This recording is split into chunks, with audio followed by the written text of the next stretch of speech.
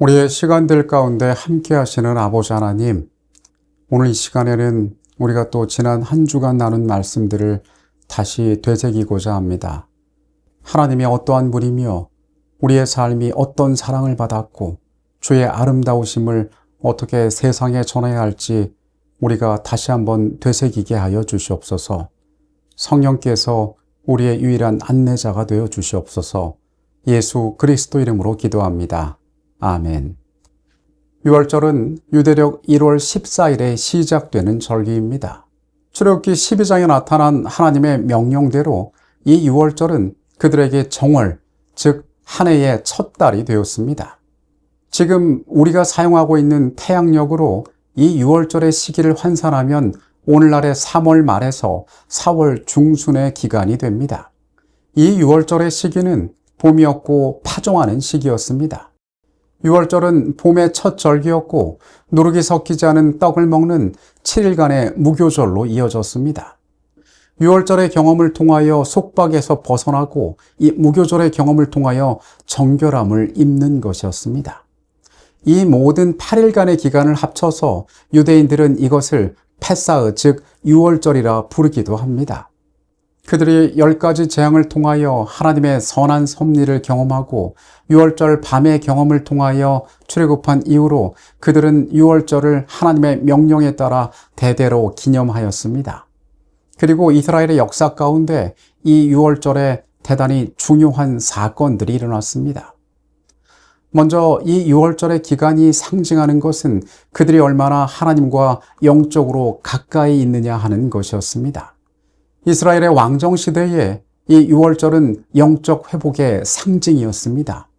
선한 왕이었던 히스기야와 요시야와 시대에 그들은 율법을 회복하고 유월절을 지키기로 선포하였습니다.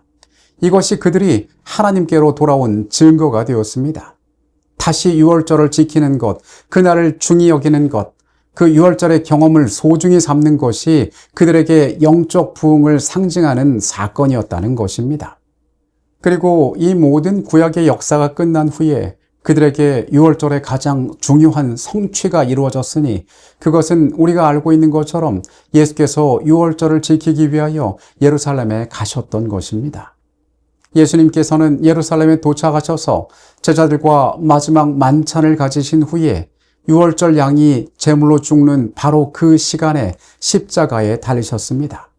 고린도전서 5장 7절의 말씀처럼 그리스도는 우리의 유월절 양이 되셨던 것입니다.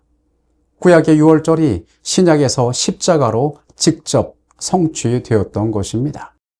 오늘날의 시간 가운데 우리가 쓰고 있는 요일이 변하지 않았다는 가장 중요한 증거가 되는 것이 바로 제7일 안식일인데 이것을 제외한다면 유월절은 시간 가운데 가장 오래도록 지켜지고 있는 유산 가운데 하나입니다. 유월절은 과거의 애굽에서 구원받은 사실을 가리킬 뿐 아니라 장차 그리스도께서 당신의 백성을 죄의 속박에서 해방시키기로 되어 있는 더 큰 구원을 예표하는 것이다.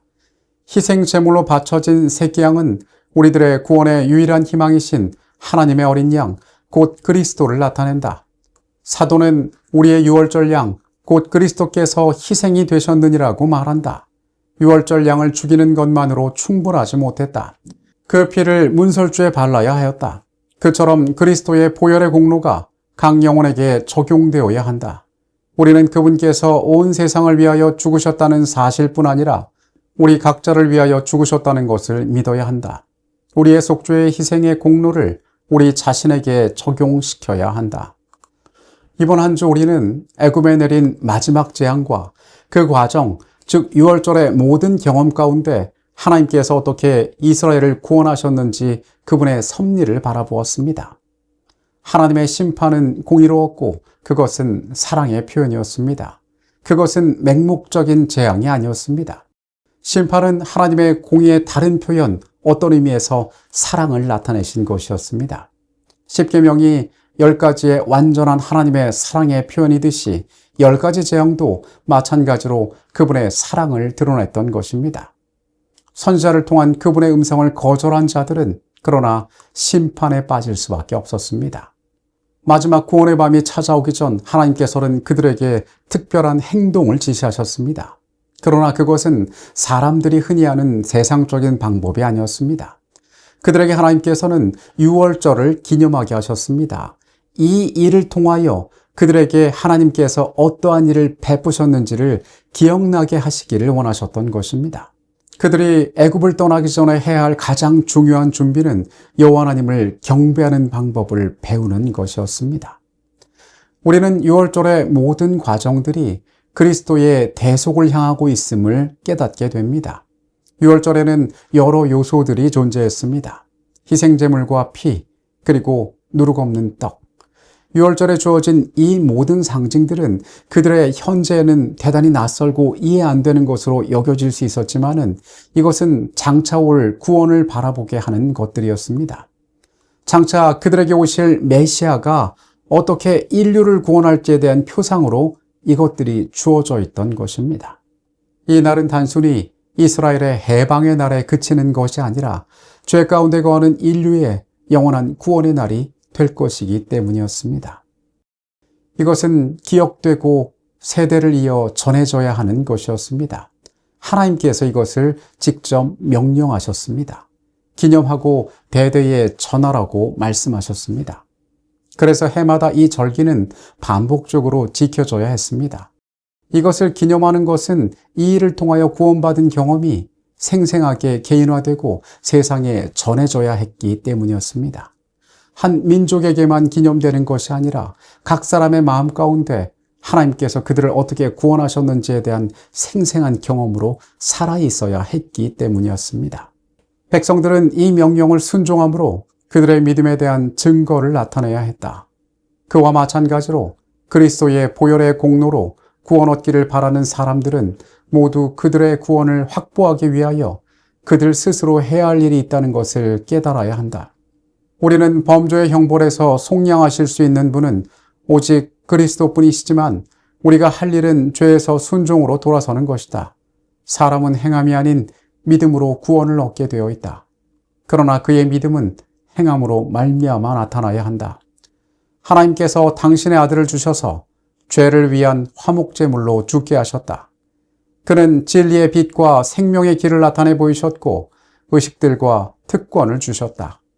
그러므로 인간은 이러한 구원의 방편들로 더불어 협력하여야 하고 하나님께서 준비해 놓으신 도움들을 감사함으로 사용해야 하며 하나님의 모든 요구들을 믿고 순종해야 한다. 애굽에서의 마지막 밤, 멸망의 천사가 문 앞에 와 있을 때에 여러분이 임방과 설주에 피를 바르고 말씀에 순종하여 준비되었더라면 얼마나 설레고 편안한 밤을 맞이했겠습니까? 머지않아 하나님께서는 이 땅을 심판하실 것입니다. 아무 공로 없는, 스스로 구원받을 수 없는 노예 가운데 있는 이스라엘처럼 우리는 절망스러운 영적 상태에 있었지만은 그리스도께서 우리를 위하여 대속이 되셨습니다. 그분께서 피 흘려 우리를 구원하셨습니다. 심판의 천사가 그 집을 넘어간다고 하였습니다. 그들이 경험했던 이 놀라운 경험이 우리의 경험이 되기를 원합니다. 우리의 죄악을 내려놓고 겸비한 마음으로 베풀어 주신 말씀에 순종하는 주의 백성들 되시기 바랍니다. 하나님께서 여러분 각자의 생애에 함께 하시기를 바라면서 이 시간 모든 말씀을 마치겠습니다. 우리를 사랑하시는 아버지 하나님, 유월절의 경험을 통하여 보여주신 주의 놀라운 구원이 우리 각자의 경험이 되게 하여 주시옵소서. 주께서 속절없는 우리를 어떻게 구원하셨으며 우리에게 베풀어질 그 큰 심판 앞에서 믿음으로 순종하는 자들을 어떻게 구원하실지 우리가 깨닫게 하여 주시옵소서. 하나님, 우리는 우리 스스로 아무것도 할 수 없는 죄인들입니다. 주의 보혈의 공로가 없이는 우리의 어떤 문제도 해결할 수 없는 존재들입니다. 주님 앞에 겸비한 모습으로 나아가게 하여 주시옵소서. 우리의 갈급함을 깨닫고 순종하는 자들 되게 하여 주시옵소서. 또한 주의 아름다우심을 전하는 자들이 되기를 원합니다. 그것이 우리 안에 반복될 때에 믿음이 자라나게 하시고 주의 아름다우심을 우리가 전할 때에 주님 영광 받아 주시옵소서. 한 주일 동안에 우리의 모든 시간 가운데 같이 계셨음에 감사드립니다. 예수 그리스도 이름으로 기도합니다.